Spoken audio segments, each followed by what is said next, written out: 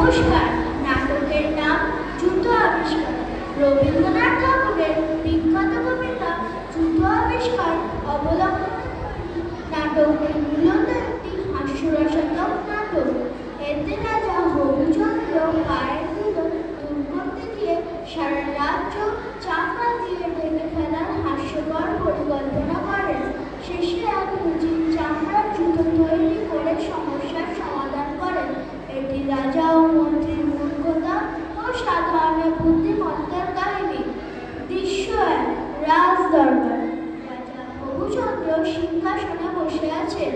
পাশে মন্ত্রী বহুচন্দ্র হাত জোর করে দাঁড়িয়ে। রাজা খুব বিরক্ত হয়ে পা নাড়ছে।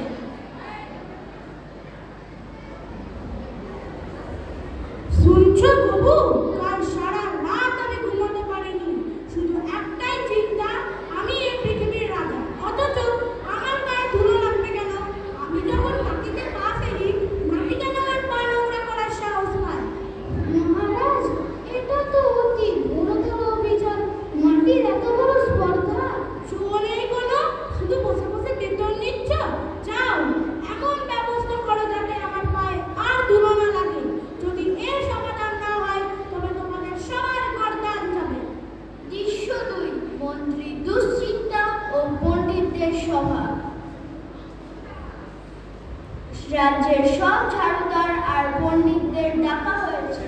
সবাই ভয় পাচ্ছে। শুনুন সবাই, রাজা মশাইয়ের হুকুম, ধুলো সরাতে হবে। কি করা যায়? যদি না থাকে তো শস্য ফলবে কি করে মহারাজ? আগে নিজের মাথা বাঁচাও, তারপর শস্যের চিন্তা করো। ঝাড়ু দাও, সব ঝাড়ু দিয়ে ধুলো উড়িয়ে দাও।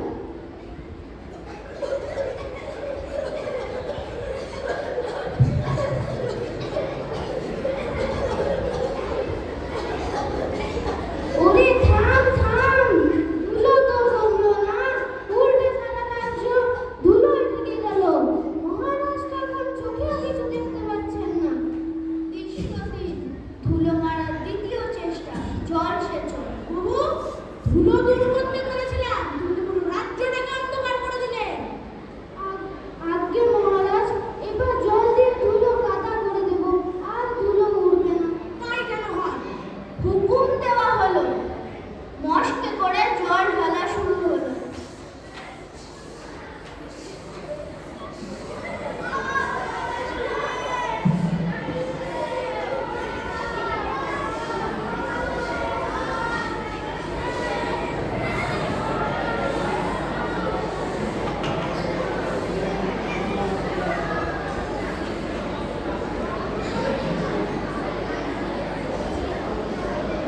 একই, আগে ছিল ধুলো, এখন তো চারিদিকে শুধু কাদা আর কাদা।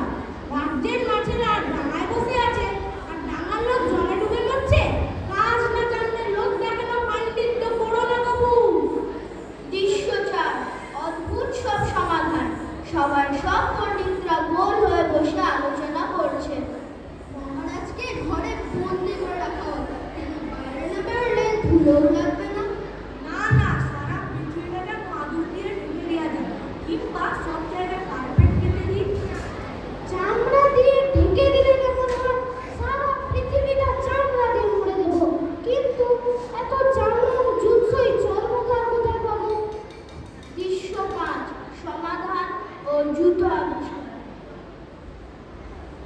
সবাই যখন হতাশ, তখন ভিড় ঠেলে একজন বৃদ্ধা চর্মকার মুচির সামনে এলো।